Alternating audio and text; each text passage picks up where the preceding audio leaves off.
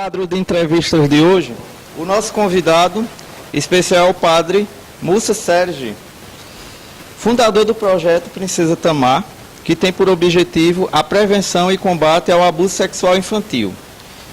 Projeto esse que terá um dos seus representantes, a Associação Provida, do padre Luciano Aguiar, que está aqui conosco. Bom, padre Mussa, para nós do blog Petrolândia Notícias é um prazer estar convosco aqui na sede da Associação Provida em Petrolândia, onde a gente gostaria que você fizesse uma rápida apresentação de quem é o padre Mussa. Traça seu perfil. Ali é complicado, o padre deve falar de si mesmo. Então, sou padre Mussa Sergi Traoré. Que nome complicado, né?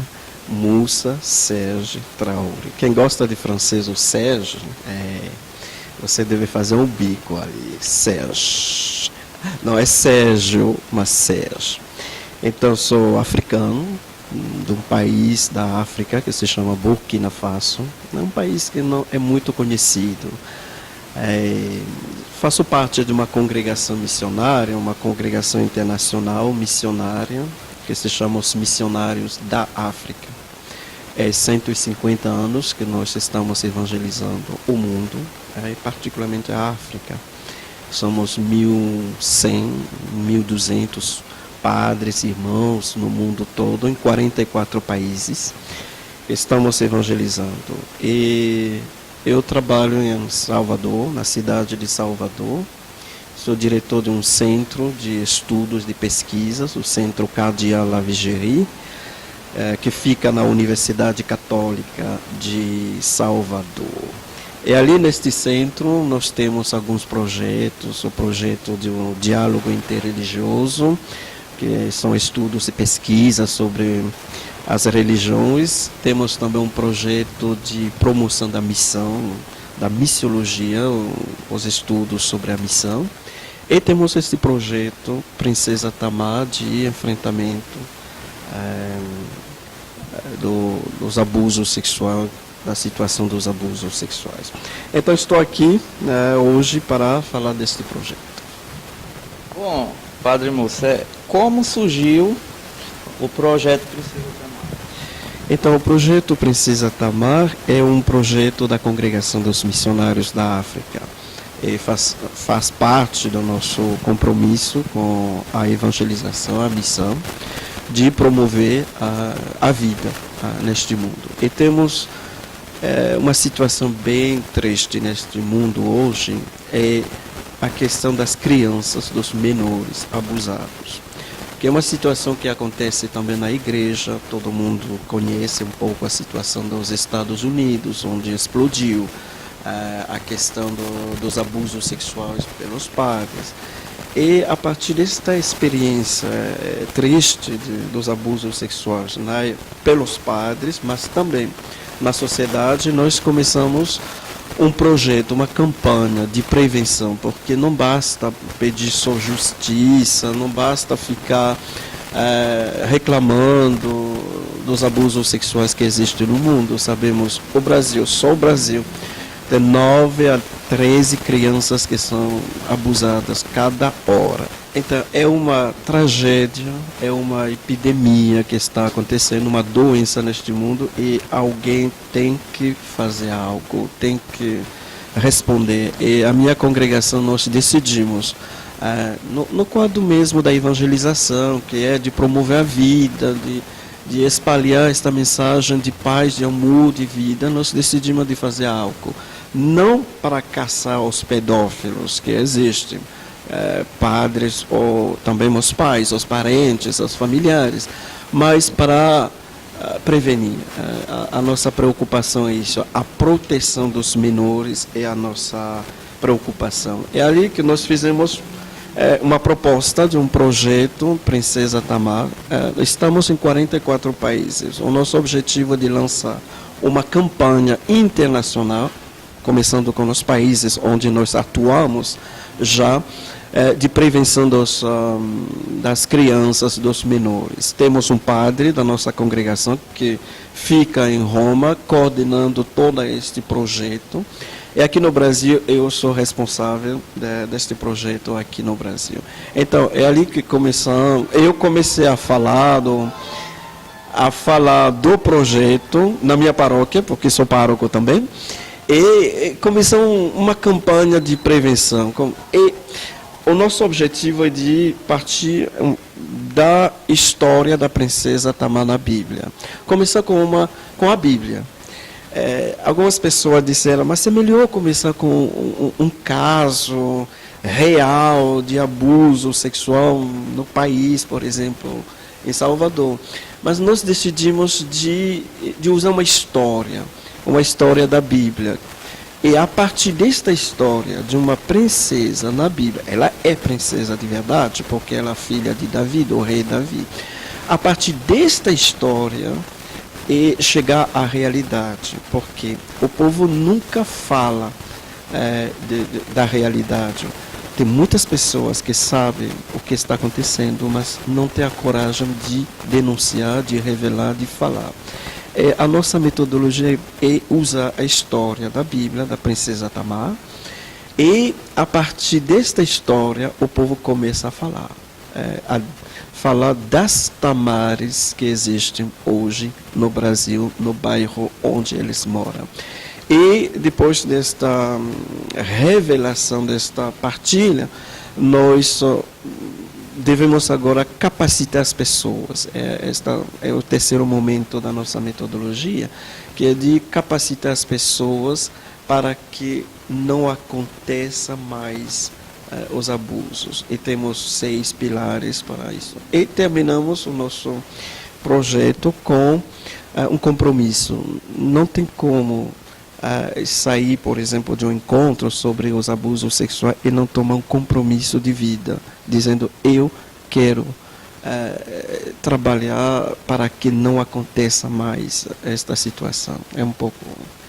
Padre Moço, devido a esse projeto percorrer, como você falou, vários países do mundo, em qual país você tomou aquele susto quando o projeto foi implantado, assim, na situação de evidência de casos de estupros a criança e adolescente? Agora, devo confessar que o projeto está no início. Nós fizemos agora mesmo em novembro, em Roma, um encontro, que era o segundo encontro de todos os delegados para a proteção das crianças da nossa congregação, para refletir um pouco sobre a realidade, o que está acontecendo em cada país. O projeto, na verdade, está ainda no início. Exatamente, estamos tentando de dar uma forma a este projeto, porque a nossa dificuldade é que temos 44 países e cada país é uma realidade diferente, de acordo com a cultura, por exemplo. Tem países onde o povo fala disso de maneira natural, eles denunciam, até tem países eles matam o rapaz que abusou. Tem outros países onde ninguém fala disso. É tudo escondido. Então, estamos ainda descobrindo o caminho certo. A metodologia existe, temos já o projeto pronto. Agora, como realizar esse projeto em cada país, é ali que eu tenho a grande alegria de me encontrar com o Provida, por exemplo, porque quando comecei o projeto em Salvador, era eu que falava na minha paróquia, e estava divulgando aos poucos, porque a nossa metodologia de trabalho como missionário não de implantar um projeto que vem de fora, por exemplo, dizendo, agora o projeto é assim, vamos ter uma casa, vamos fazer isso. Não, a primeira coisa nós chamamos isso de encarnação, entrar na sociedade, pegar a carne do povo, descobrir que tipo de povo quais são as situações que nós chamamos situações de risco, identificar lugares, pessoas, situações de risco. Então, estou ainda nesta fase de encarnação, de descobrir a realidade do Brasil, que é importante, por exemplo, descobrir os estudos que foram feitos aqui no Brasil, as pesquisas, os documentos que existem. São muito abrangentes esses estudos, essas pesquisas. Eu devo confessar, dos 44 países que eu conheço e que nós estamos fazendo este trabalho, o Brasil é o país que tem mais estudos. É impressionante. Vocês têm, por exemplo, 3 inquéritos parlamentares que foram feitos sobre a questão dos abusos sexuais, de exploração sexual, que é impressionante.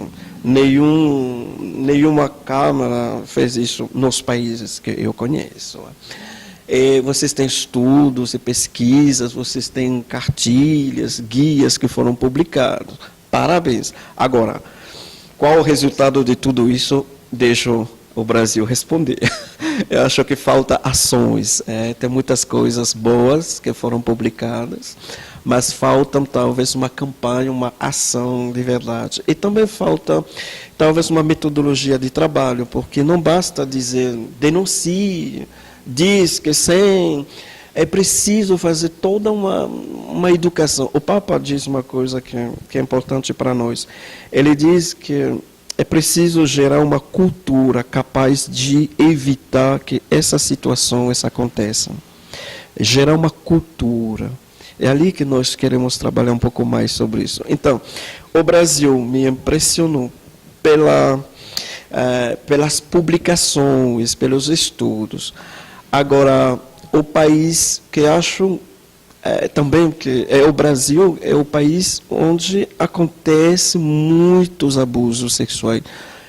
Eu fiquei assustado. 9 crianças que são abusadas cada hora. Uma ONG fala de 13 crianças cada hora. Mas o pior para mim é que o número está aumentando. É ali que isso é triste, porque é preciso fazer uma campanha para diminuir, mas infelizmente as coisas estão piorando e isso dói muito. Agora, na África, a questão é ainda uma questão difícil, porque tem uma cultura bem fechada, e quando o povo descobre, por exemplo, um caso, mata a pessoa. Algumas culturas matam a pessoa, porque a lei da tradição é assim. Então, não é uma coisa bem divulgada, por enquanto, porque a cultura... É a justiça que condena a pena de morte ou o pessoal faz a justiça com as próprias mãos? Em muitos países na África, a primeira justiça é a justiça cultural, tradicional, da aldeia. A justiça civil é uma coisa da colonização. O povo resolve as coisas de maneira bem tradicional, ainda, em muitos lugares. Porque temos na África ainda tribos, são culturas tribais. E todo mundo vive de acordo com as tradições. Então, a justiça da colonização, nós chamamos isso a justiça nacional, civil, tem ainda um problema, é que o povo não entendeu todo o processo judicial, porque o povo vive ainda nas tribos, eles pensam, eles têm um sistema de pensamento ainda da tribo. Ainda são primitivos, no caso. Usando uma palavra, primitivo seria, sim, uma palavra no sentido de que eles não adotaram ainda um sistema europeu. Nesse sentido, sim. O padre Luciano está aqui, quietinho, escutando a entrevista. Luciano, gostaria de lhe fazer essa pergunta, acho que cabe mais ao senhor, em relação a essa junção, né? Essa parceria entre a Associação Provida com o projeto Princesa Tamar. Alex, primeiramente, né, bom dia. A gente tem que olhar dentro do contexto geral, não é que a gente quer construir uma rede. E uma rede se faz necessário com várias organizações colaborando com a cabeça do projeto.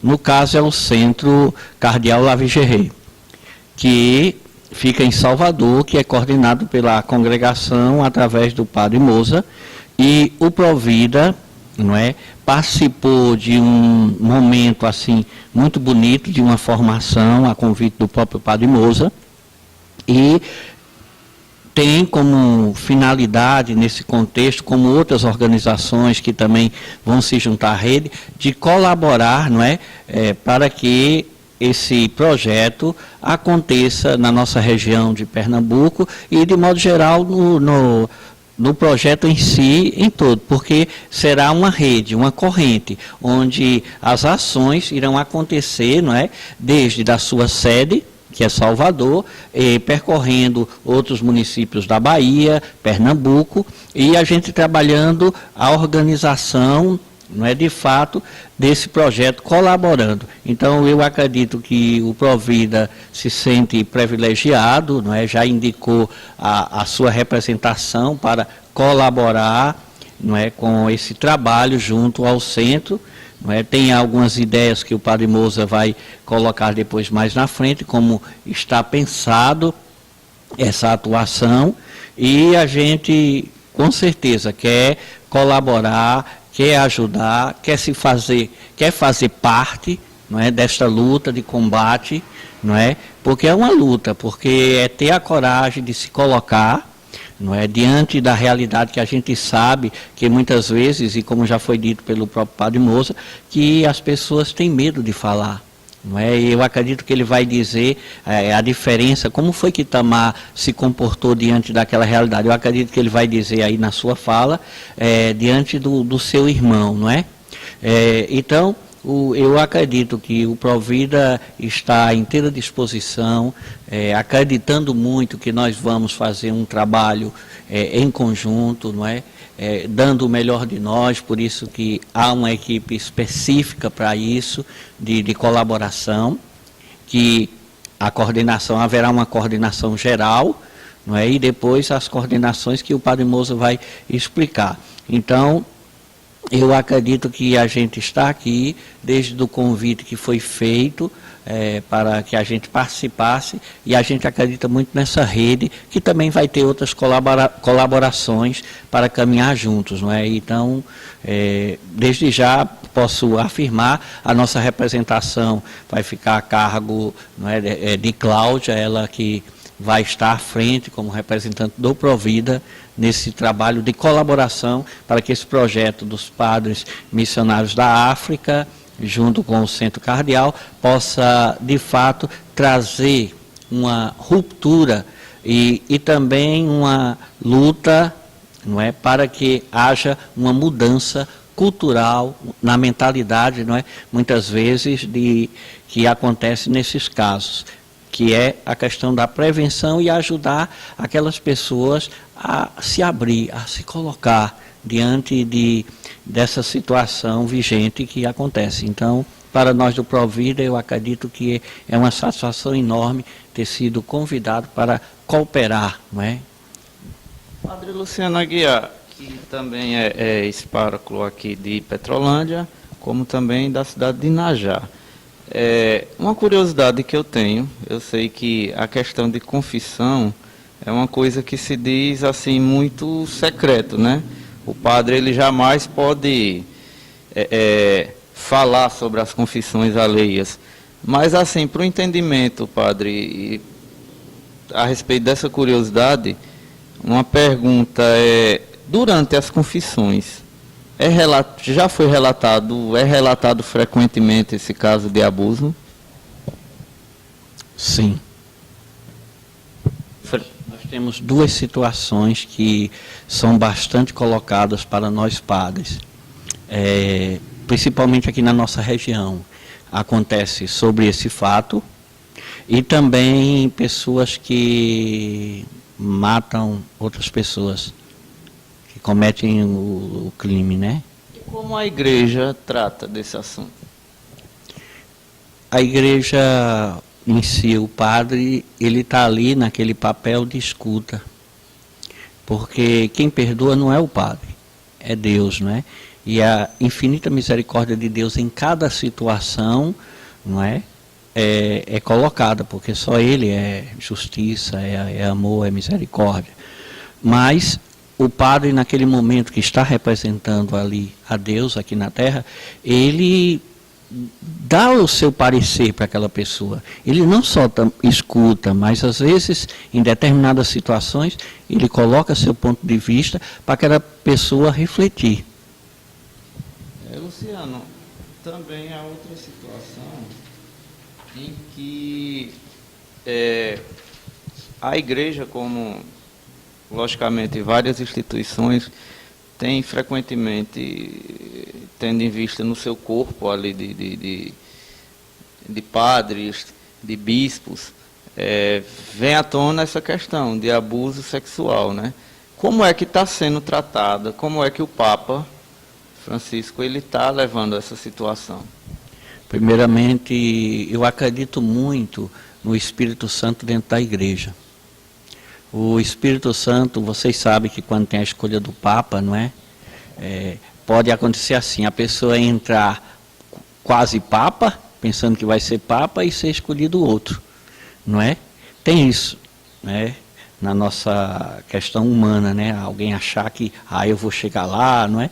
E, graças a Deus, o Espírito Santo soprou e nos trouxe um Papa que é um profeta, que é um homem que tem profundidade na oração, e é um homem que está disposto a mudar este pecado que temos também dentro da igreja, não é? Porque a igreja, ela é santa, mas ela também é pecadora, porque é feita de nós homens miseráveis, que temos nossos defeitos, que temos nossas dificuldades na vida, não é? Como todo ser humano, mas ela tem algo que é sublime, que é o amor de Deus e a sua misericórdia dentro da nossa igreja. Porque se não existisse isso por parte de Deus, a Igreja Católica não existiria. Ela não seria o que ela é. Diante de tantas coisas que acontecem por culpa nossa, daqueles que estão à frente, não é?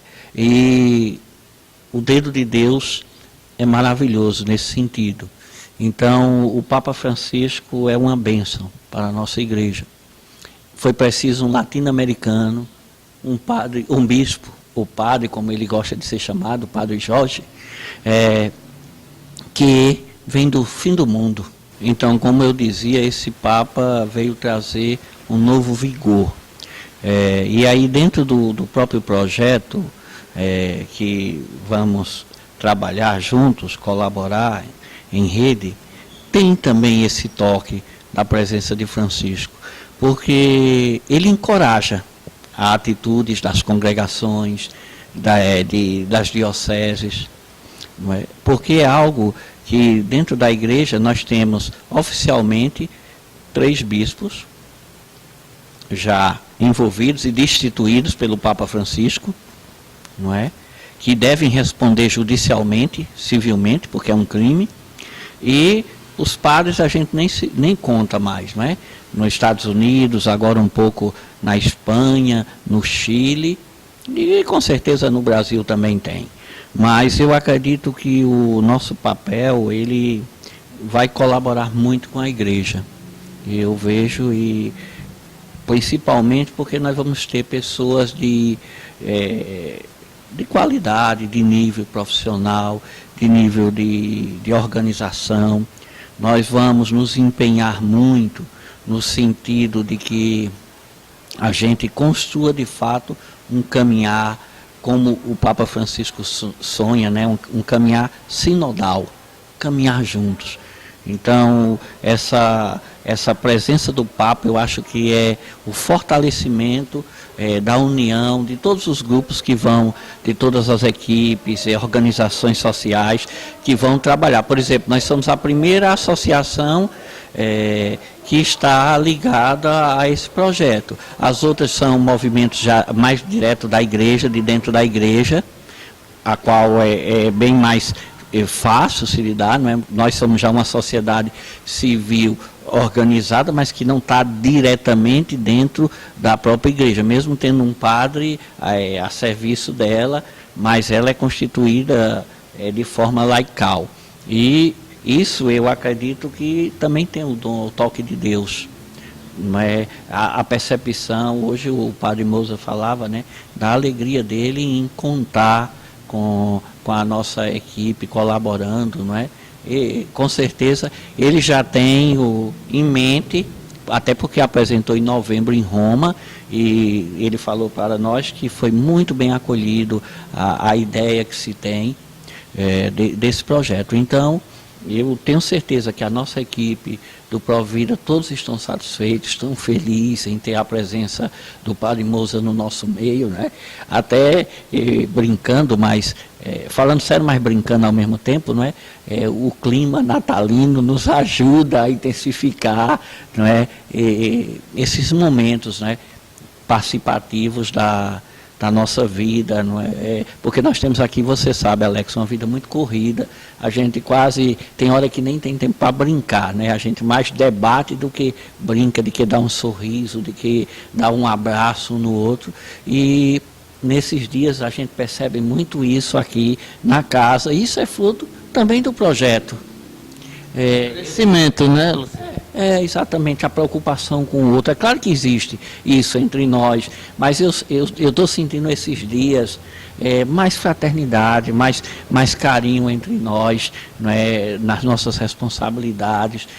Isso é bonito, é o que o coração meu de padre sente nesse momento, sabe, dentro do Provida, que a gente consegue fazer isso num jeito contagiante, e acredito que isso é fruto também desse trabalho que a gente quer realizar.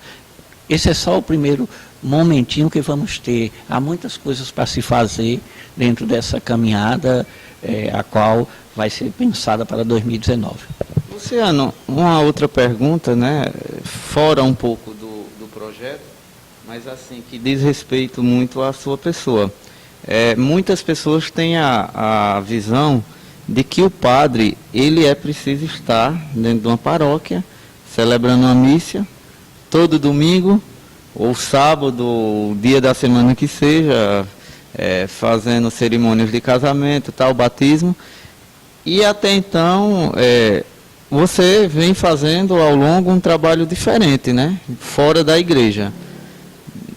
Assim, fora, que eu digo, não ali dentro da igreja em si, da paróquia, mas sim um trabalho social que vem apresentando frutos aqui na região. E também, como é que eu posso falar, para simplificar esse tema, aquele tipo de coisa. O pessoal, ele tem a visão do padre dentro da igreja. Quando vê o padre fora da igreja, acha que não é mais padre. Então explique para nós aí como é que anda esse trabalho. Primeiramente, nós sabemos que Petrolândia é um pouco complicado sobre isso. É por isso uma das motivações de não ter aceitado vir colaborar aqui. Porque justamente por conta dessa compreensão que se tem. Nós tivemos recentemente 2 padres que deixaram o ministério aqui. E se casaram aqui. Exatamente. E moram aqui. E que são, por sinal, muito meus amigos, né? Que foi na época justamente que eu estava à frente de representação do clero da diocese. Então, para mim foi dolorido nesse sentido, porque eu fui a primeira pessoa a ser bombardeada, porque deveria ter cuidado com os padres da nossa diocese. O meu trabalho, entre aspas, é isto que você falou, mas o meu trabalho é dentro da igreja também, porque eu sou responsável pela pastoral social da igreja. Que é isso que você vê que eu faço, de organizações, de eventos. É um trabalho externo. O externo. Mas eu tenho por dever, nos domingos, celebrar uma missa.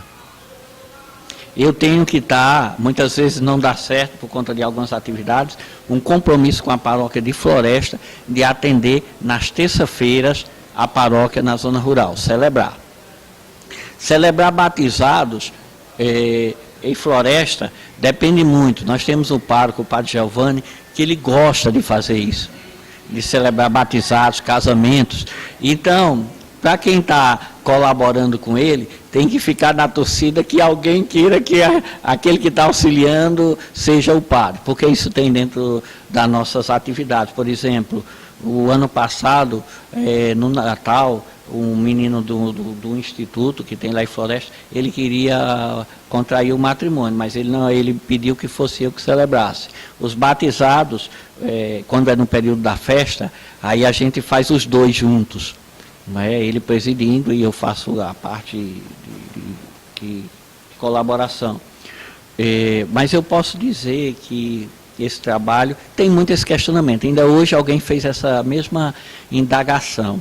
Mas o bom disso tudo, sabe o que eu acho? É que o nosso trabalho, ele precisa ainda mais de uma outra coisa.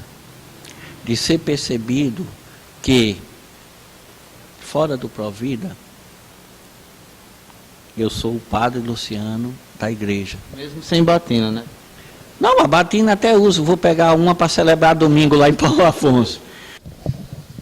Voltando aqui à entrevista com o Padre Moço, do nosso lado aqui a nossa amiga Cláudia, né, que é coordenadora do Associação Provida aqui em Petrolândia.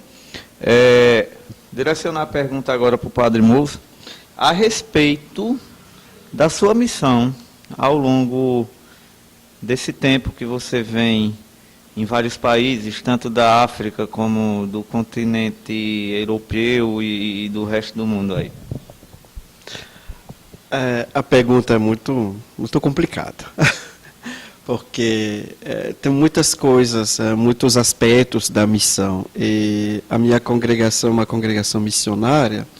E a primeira coisa para nós é ir para lugares onde ninguém quer ir. Essa é uma primeira coisa que nós chamamos de missão ad gentes, aos povos. O povo pensa que o mundo todo é cristão, que não é verdade. Tem lugares ainda neste mundo que precisam da presença de missionários, da evangelização, de falar de Jesus Cristo e do Evangelho de Deus. E temos padres que fazem isso. Eu mesmo fiz isso, por exemplo, no deserto da Mauritânia. Fiquei 2 anos no meio de um povo que nunca ouvi falar de Jesus, e estava neste lugar sozinho, único cristão, numa cidade de quase 200.000 pessoas. E a aceitação, padre? O povo, no início, eles olham para mim e dizem: quem é este homem? Eu me apresentava, sou discípulo de Jesus, sou padre da igreja, estou aqui no meio de vocês para falar do Evangelho de Cristo, que não foi fácil, porque é sempre uma rejeição, e depende também do país. Burkina Faso, por exemplo, nós temos só 20% da população que é cristã. E ali temos 80% da população que ainda não fala de Jesus, nunca ouviu falar de Jesus. Mas a lei do país permite a liberdade religiosa.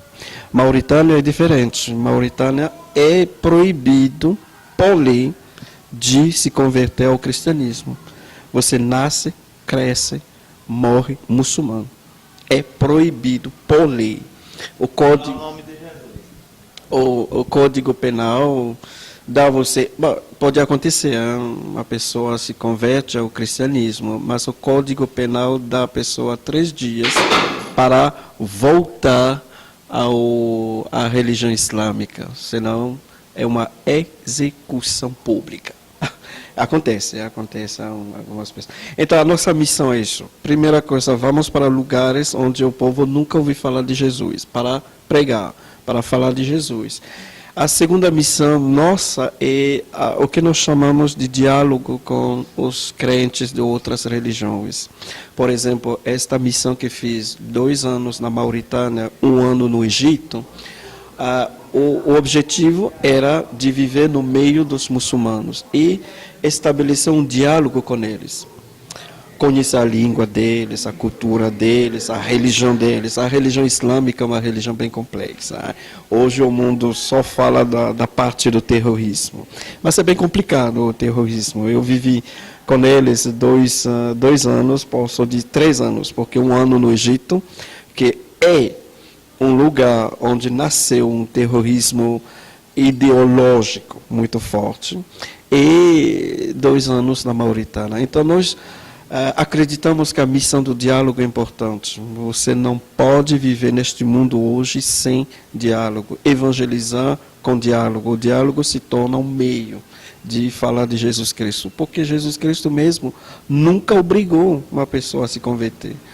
Olha, quando ele morreu na cruz, ficou só quantas pessoas do movimento dele? A mãe, algumas mulheres e os homens só um. O discípulo que ele amava, todos os outros foram embora.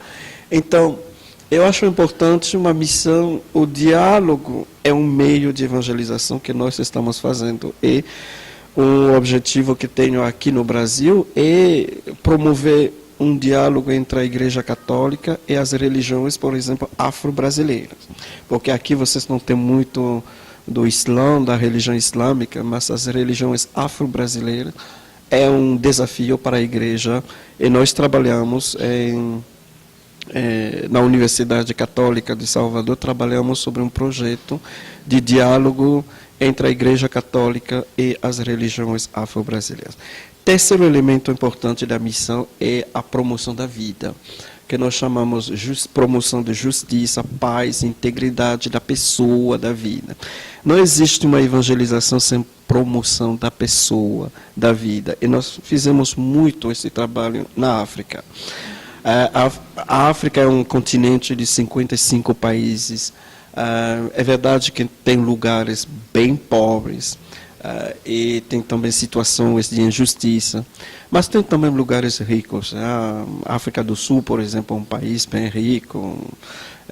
Tem países, o Egito, por exemplo, o Cairo é uma cidade impressionante, tem lugares ricos, mas nós, como missionários, buscamos sempre o pobre escondido.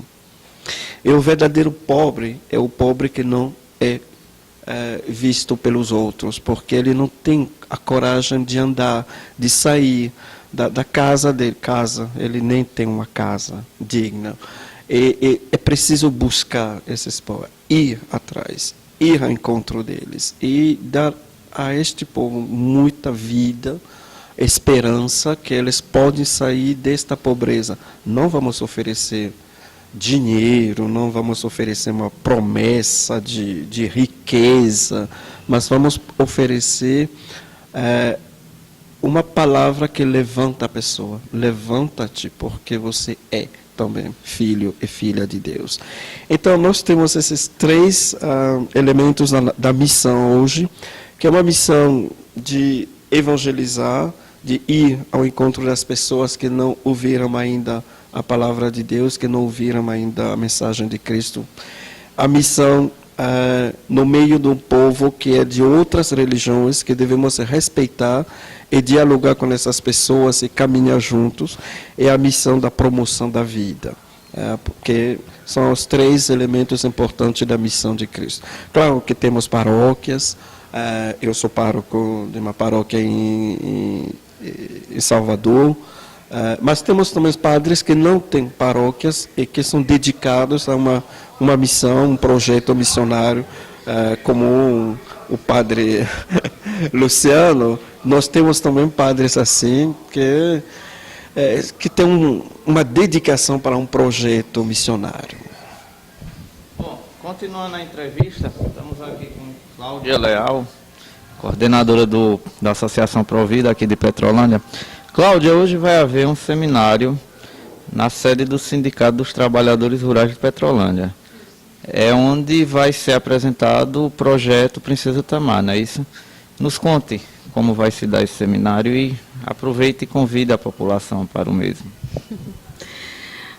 Então, Alex, antes de falar sobre o seminário, eu queria dizer que foi uma honra, é uma honra estar participando desse projeto, que a cada minuto que eu escuto o padre Sérgio, ele fala francês, né, tem que fazer biquinho, Sérgio, falar é um grande aprendizado, sabe, é uma grande lição. Desde o seminário em Salvador até hoje, eu gosto de ver ele falando, eu escuto com bastante atenção. E aproveito para dizer às pessoas que vão ao seminário hoje que tenham essa mesma honra de escutá-lo, de aprender, porque é muita sabedoria, sabe, esse homem, assim. É tanto que quando a gente foi convidado para fazer parte do projeto Princesa Tamar, não tinha dimensão que era tudo isso. Eu pensava que fosse só mais um projeto que a gente fosse executar. E, de repente, tanto sentimento, tanta imensidão, sabe? Tanta coisa envolvida, tanto crescimento. Então, para mim é uma grande honra, viu, padre? Muito, muito, muito mesmo. Sou sua fã. E o seminário hoje à noite, queria convidar toda a população de Petrolândia para estar assistindo. É muito importante, como já foi conversado, a questão do conhecimento, tanto para as famílias como para os filhos, do que é o abuso sexual, de como agir, de como identificar. A gente vai tratar muito tanto da prevenção como dos cuidados, então é muito amplo, assim, tudo isso, entendeu? Então, que vão conhecer, porque está muito presente hoje, é muito presente. Você não tem noção do quão perto você pode estar. Às vezes a gente acha que só chove na grama do vizinho, a gente nunca acha que as coisas acontecem na nossa casa. E muitas vezes o vizinho o inimigo está do lado. Então é bom que a gente tenha conhecimento do que é o projeto. O projeto também vai explicar no seminário como você identificar, de como você agir, como tratar. Então, todo mundo está convidado para assistir. A gente está começando aqui de Petrolândia, o seminário hoje. Dia 24 estaremos em Floresta, dia 24 e 25, 26 em Belém de São Francisco, com a comunidade de Santo Antônio, 27 e 28 estaremos em Salgueiro também apresentando o projeto. Então é uma rede assim que um trabalho está começando agora, mas que já está começando bem intensificado e com uma proporção bastante grande mesmo. Entendeu? Obrigado, Cláudia. Finalizando aqui a entrevista, Padre Moça, como a gente tinha falado aqui em off, né? O senhor é a primeira vez que visita essa região aqui de Petrolândia, do sertão, né, de Pernambuco. O senhor falou que em outras ocasiões esteve no Agreste, ali próximo a Caruaru, Santa Cruz do Capibaribe. E eu dou uma editada. É porque eles estão passando aqui para vocês verem que eles estão anunciando.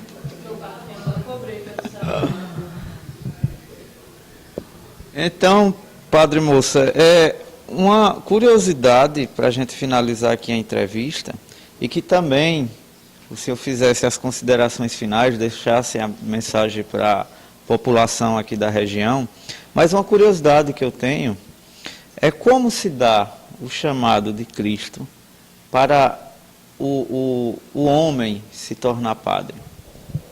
Como se deu o seu chamado?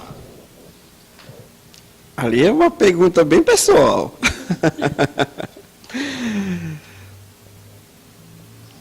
Quando se torna pessoal, se torna um pouco com emoção. Agora, eu vou contar de maneira bem simples, porque o chamado de Deus é sempre uma coisa misteriosa, no sentido de tem um mistério, tem uma parte de Deus que ninguém pode entender. Eu percebi isso recentemente quando me encontrei, quando fui escolhido pelo Papa para ser um missionário da misericórdia.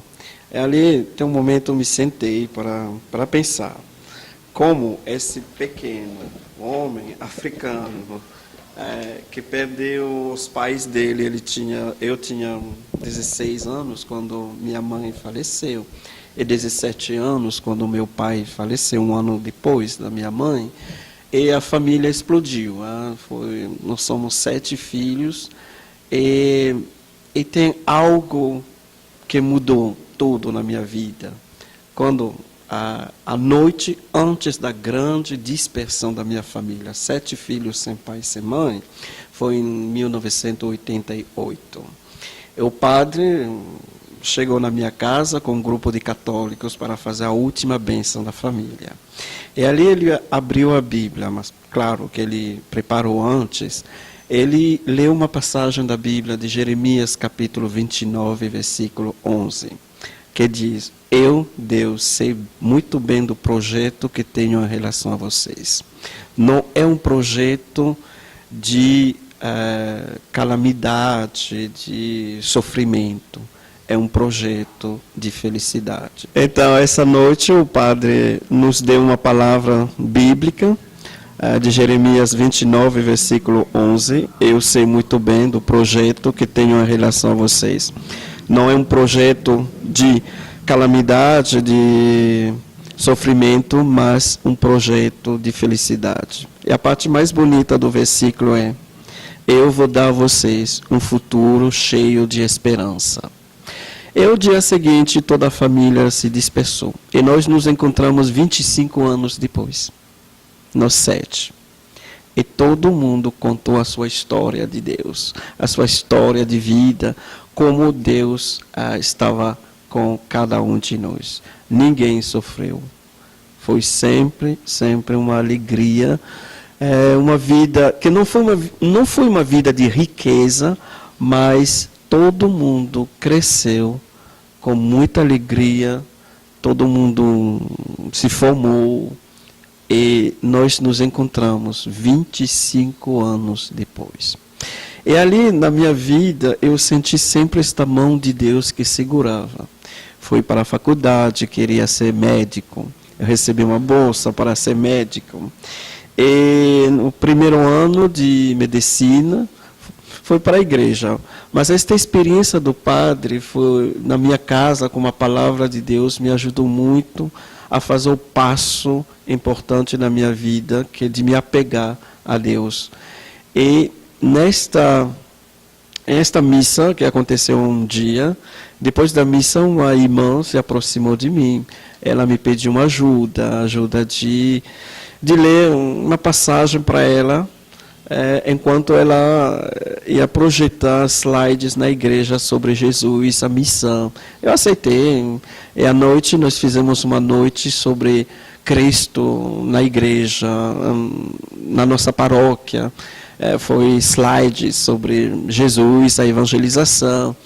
E tem uma foto que me tocou. Foi um padre que estava sentado com as pessoas do deserto, e que tomava chá com eles, e neste encontro que ele tinha com as pessoas do deserto, ele falava da fé dele em Jesus Cristo, ele falava de Jesus. Ele partilhava a fé dele com o povo do deserto. Eu acho esta foto tão linda, de ver um padre que sai da igreja, que não espera pelo povo da igreja, que vai ao encontro dos outros e se senta com eles e partilha um chá. E nesse momento ele fala de Jesus, ele fala do Evangelho de Cristo. Isso me tocou. E nesse momento pensei, eu recebi tanto de Deus, gostaria de dar também. E fiz um processo vocacional, assim, me encontrei com o padre, eu dizia a ele: eu quero ser médico, mas sinto uma coisa, um desejo de me doar, de responder a um chamado. É ali que fiz a experiência vocacional, e o padre me disse: eu acho que Deus te chamou, joga-te. É ali joguei. Joguei tudo, me joguei totalmente. Fiz uma formação de 10 anos na Congregação dos Missionários da África. E 16 anos que sou consagrado nesta congregação e 15 anos como padre. E eu sempre digo que a vocação é uma resposta. É responder a um chamado de Deus, é responder a muito amor. Eu recebi muito de Deus e das pessoas, viajei em muitos países e nunca fiz uma experiência negativa, feia. Tem sempre a mão de Deus que segura. Tem lugares não sabia nem falar a língua do povo, fazia gesto, uma coisa assim, quero beber, estou com fome. E o povo entendeu. Esse rapaz está com fome, vamos dar ele o pão. E tem lugares onde, como missionário, estava em perigo, de morte mesmo, com armas na cabeça, e de repente tudo mudou. Tudo mudou. Quando Deus põe a mão em cima de uma pessoa, Ele nunca larga, nunca. Então, o chamado de Deus, na verdade, Ele chama, Ele precisa de algumas pessoas para ser padres, Ele precisa de outras pessoas para ser também bons pais, de família, precisamos. É só ouvir a palavra de Deus, ouvir a voz de Deus que chama e responder. E ter a coragem de responder. A coragem de responder. Este projeto mesmo, Princesa Tamar, foi uma inspiração, na verdade, uma inspiração de missionários como eu, que decidiram é preciso fazer algo. E a congregação abraçou esta inspiração e nós estamos construindo um projeto muito, muito bonito de prevenção. Porque não basta acusar os padres, acusar os pais, não basta reclamar, nós queremos dar uma esperança a este mundo, que é uma tragédia como o abuso sexual de uma criança pode acabar. E deve acabar, porque é triste. Então, a minha mensagem é, primeira coisa, eu estou aqui no meio de vocês, como um missionário de Jesus, enviado por Cristo, enviado pela igreja, enviado como missionário também da misericórdia. Eu fui instituído pelo Papa como embaixador pela misericórdia, para falar de misericórdia. É a obra da misericórdia que nós queremos pôr um fim aos abusos sexuais de menores. Então, convido vocês a este encontro que vai acontecer hoje, os seminários, a apresentação do projeto Princesa Tamar, que é um projeto que quer abraçar todo mundo. Claro que toda a população de Petrolândia não vai aparecer, mas quero fazer de cada participante deste seminário um embaixador na sua casa, no seu bairro, na sua escola, no seu trabalho, dizer, tomar esse compromisso, eu quero agora trabalhar, quero fazer algo para pôr um fim aos abusos sexuais de menores no nosso Brasil e no mundo todo. É um compromisso de vida, não tem como brincar com isso. Cada criança abusada é uma criança que estamos matando, assassinando de verdade, e não podemos aceitar isso.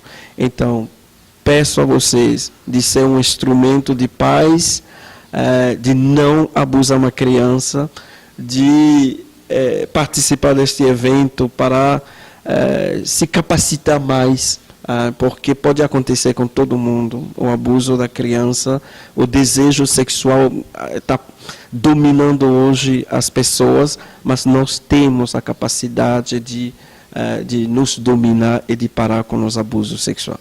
Então, o convite é, vamos nos encontrar juntos, conversar sobre os abusos sexuais e receber, eu acho, de Deus, porque acredito que é obra de Deus, a força para erradicar este trauma, esta tragédia da nossa humanidade. Obrigado. Então, finalizando aqui a entrevista, Se você gostou, vai lá, se inscreve no nosso canal, deixa seu like e compartilha.